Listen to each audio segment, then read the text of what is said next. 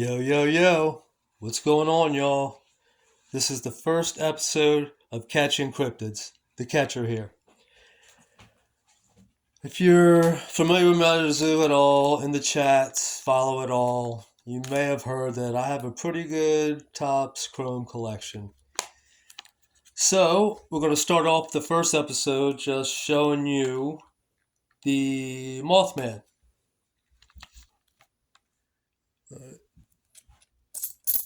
We'll start with the cryptid cams. There's a PSA 10.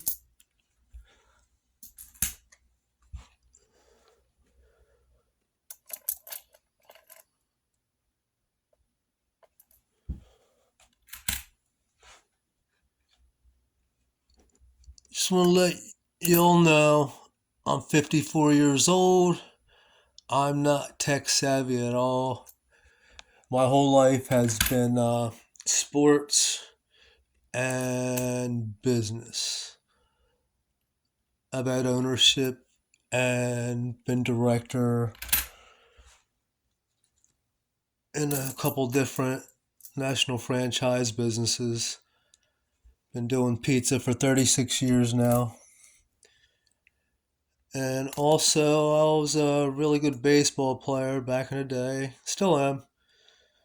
When I was 18, I was scouted by the Mets.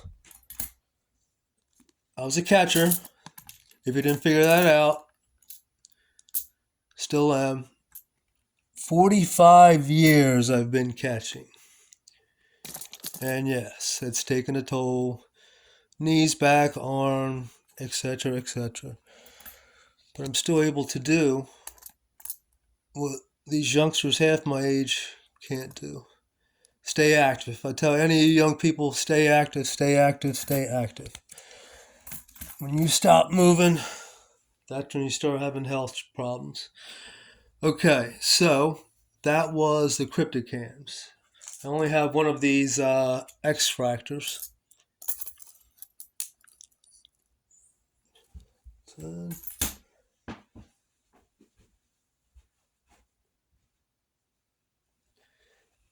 I'd like to talk a little bit about just MetaZoo in general. You know, we all got zooed. Everyone got it pretty much taken to them. Not, I don't want to talk too much in detail about it, but we've all been there. We're all healing, you know, and a lot of people left. I get it. Trust me, I get it. Whether it's because of financial damage or just emotional damage, you know, we were into stuff. This is like cool stuff to us who was in it for the right reasons. So I get the gut punch, but on the same side of that though, or actually on the other side of that, we'll say is, you know, if you really, really, really like cryptids, why aren't you still here? Like, why aren't you still collecting? This stuff's so cheap, you know? And that's one thing that's kind of conflicting with me. I know, you know, it's tough. But anyway, anyone still out there that still loves MetaZoo, man, just come back, you know? Get some stuff. These cards are cool, you know? Why did you come in the first place? Was it just for money? Hopefully that wasn't it. Anyway, that's my opinion on that. Um, it's the same thing. I call it compartmentalization. That if you did leave because of Mike or the management or whatever, you know, I like to use two examples when I talk about this. We'll talk about Michael Jackson and we'll talk about who's the freaking Facebook owner? Zuckerberg. Both of those guys. I mean, it sounds like a lot of people don't like them for reasons that seem to be pretty obvious. But yet still, I mean, look at Michael Jackson's music when it comes on the radio. Do you still listen to it? I'm pretty sure almost everyone does. I mean, even if you hate Zuckerberg, are you still on Facebook every day? Like almost everyone is. So it's like, you know, it's almost like pick your battles in this world to me. So that's my opinion on that. But still, I do understand if people left and they have a sour taste in their mouth. But you can always come back. The cards are still here. Believe me, there's plenty of them. All right, let's go on to the green refractors now. All right, there's a 10. Boom, boom, boom. And if you know MetaZoo at all, and you're following the cards and the sets and all that stuff, you would know that getting PSA 10s in Topps Chrome is just extremely difficult. I think I even looked up briefly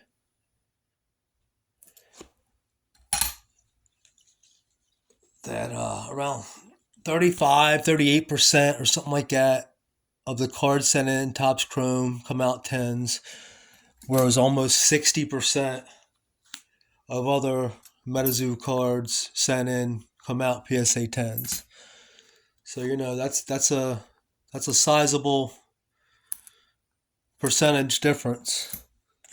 So it really is, it's not a myth, it really is difficult to find PSA 10s in Topps Chrome. Okay. I'd like to also give out a shout out to a few content creators. First of all, just a quick shout out to the new guy on the block, the big guy, the big dog on the block now, the Meta Dave from Alabama. This guy comes out of nowhere with his Topps Chrome collection, like bam! He's been collecting 3 years. I mean, if anyone has a better Topps Chrome collection than him, I would really, really like to see it. I mean, that's just sheesh. I thought mine, I was really, really happy with mine, but he's definitely got me beat. Also, and that's just good for the community. I wish more people would share their collections. I'm doing it now, but there's reasons why I haven't yet. You'll know that longer down the road when I expand on the content creation and the show. You'll understand that more why I haven't yet. I can't really talk about that right now. It's a good thing though, not a bad thing. Um, Menace. Just the guy is like Mister Positive. I've been tried to stay positive as I can, but it's really difficult. I get it, but he's just like been over the top positive. He has great the content where he puts out the prices every week. His all the mixology he does with his videos.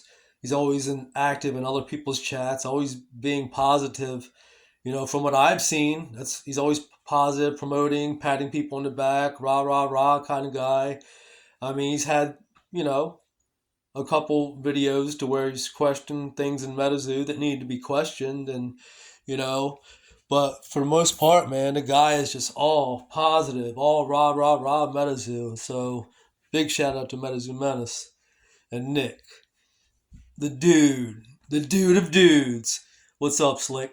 Um, yeah, he's like pretty much the congregation of MetaZoo. It's where everyone huddles around. He's got his Nick Strength and Power, which he's got an insane amount of subscribers, but still he's like I don't know 15, 20,000 subscribers just in MetaZoo and Pokemon.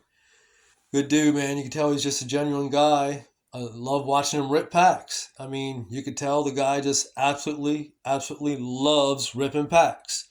Comes across as real genuine. Just we're actually seeing him grow up from a younger man. Now he's getting closer to the middle, and it's nice seeing him as he grow as a man.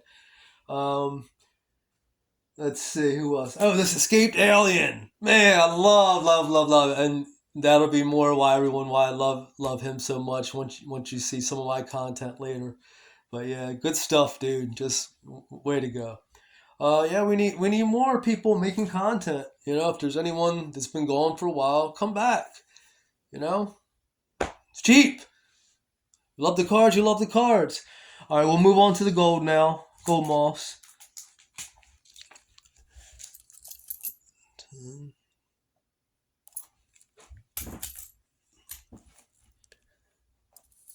Now, cryptids for me actually started in the I guess, mid 70s, there was this TV show called The $6 Million Man, Steve Austin. Well, one of the big characters in that show was Sasquatch. So I remember me being a little squirt, like I must have been 5, 6, 7 years. I don't even know, less than 10. I said, "Mom, is that real? Is that real? Is that real?" So that was really how I got started into cryptids, just at a very, very young age. And back when I was a kid, we didn't have access to all the knowledge we have at our fingertips now, which, people take advantage of, which is a shame. They rather use it to make themselves not smarter instead of try to make themselves smarter. But anyway, off of that tangent, we used to have to ride our bikes to the freaking, what do you call it, library, just to get information, or school. We had to stay after school and go to the library, and anyway, that's where my obsession with cryptids started, was with Sasquatch, and then so I did a book report on Bigfoot, and then that led into the Loch Ness Monster and the Jersey Devil. I think those are three that I actually knew about when I was a kid, and it is so weird that I actually, later in life, in my 20s, I actually, for about a year, lived on the same road that the Jersey Devil was born. This is what I was told by my ex-wife. Uh, so that's just a little nugget there, pretty cool. But people love cryptids, and don't ever let any of these naysayers or these haters. I don't want to get in all that. I'm not going to go back and forth with all those people. Just I wish they'd find something they like, and if they don't like MetaZoo, that's fine. Just don't like it. But if you like it, like it. Don't let anybody tell you not to like it. It's. Well, I still think at some point in time this goes to a much bigger level than it has, to where people all around the world. There's no really central hub for cryptid lovers all around the world. I was hoping that this would be it. Anyway, we'll move on to the orange moss now. Boom. Actually, some of these cards I think I have are very low population, like maybe pop 1, 2, or 3. Sure, MetaZoo Menace, the number maniac, will know. I'm kind of a very busy person. 90 plus hours a week. I'm a workaholic. So I do have time to research. I have time to buy, but I just don't have as much time as I'd like. But eventually, when I get into my older years, into retirement, I'd like to open up a hobby, selling cards. I first got into this, just by happenstance. I'm a baseball card collector and football cards. That's how it all started with Topps. That's why I'm so obsessed with Topps also, by the way, is because I started collecting Topps when I was a kid. Used to ride my bike to the store, and with $1, get my parents a pack of cigarettes. I know. You don't have to say it. Talk about 1976 here. Pack of cigarettes, a pack of cards, and a popsicle for like $1. Yeah, that's how it was. So that's started the Topps obsession with baseball and football cards. I collected them all through So I was a teenager, then I started becoming a really good athlete, and just excelling at baseball. Uh, so yeah, so when this Topps and the cryptid came together, it was like, you know, oh, I know what I was saying. I was actually looking at baseball and football cards online, and I just happened to type in Bigfoot card, and then that's when all this meant. This was like 3.5 years ago, but I didn't, I saw the stupid, crazy, insane prices. This is right around first edition Nightfall, the end of that first summer there, beginning of fall when the prices were just stupid. So I just, because I love the cards so much, I was actually bought some non hollows just because I like the cards. You know, I think one, $2, maybe $5. Oh yeah, I think I spent $5 just on a handful of the Nightfall non hollow Mothmans just because I like the cards so much. But I didn't start buying bigger and like these types of cards you see now and the bigger things until after Seance hit. That's when I saw the big dip coming, and that's when, you know, that big hit came, but that's when also the big things were supposed to be coming, like the animated shorts or the game animated game, the online client, all this stuff that was promised to us. But the book, like all this stuff was supposed to be coming out by the end of that year and beginning of next year. So that's when I thought there was there would be a rebound in the prices after the seance hit, but they just kept falling after that. But it is what it is. Still down, but actually a lot of these Topps Chrome cards I have, I got really, really great deals on it. Uh, Nick actually said I got the deal of the year last year. I got 9 of these graded Topps Chrome Mothmans for $1,500, and then I got, let's see, a PSA 10 and a PSA 9 of these orange for crazy low prices just about a month or two ago when we had that super super low dip when everyone was selling the grails, at the same time and the money was spreading thin. We know the PSA 10s and Topps Chrome are just tough.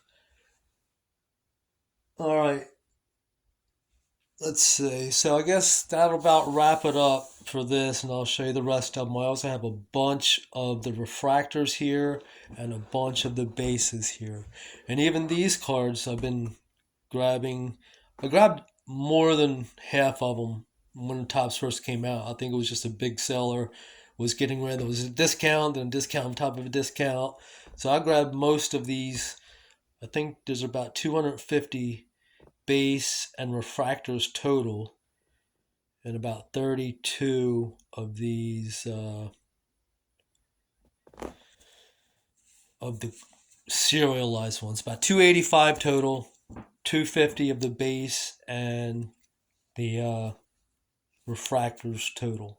I got them mostly for $1 to $1.50, and I grabbed some recently for about $2 or $3. So $1, $2 Mothman card, like almost see how I can't go wrong. So I'm gonna give you a sweep over the whole entire collection of Mothman Chrome right now, and then I'll check y'all out on the next video.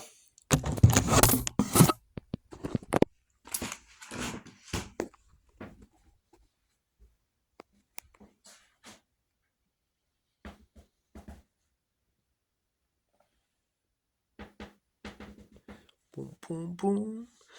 As you see, gotta have that bling, bling, bling. For all the shine going on up in this piece. Holy cow. Look at all these moths. I think it's about 285 Topps Chrome Mothman in total. Alright, and then we'll go slow over the bangers here. Check them out one more time.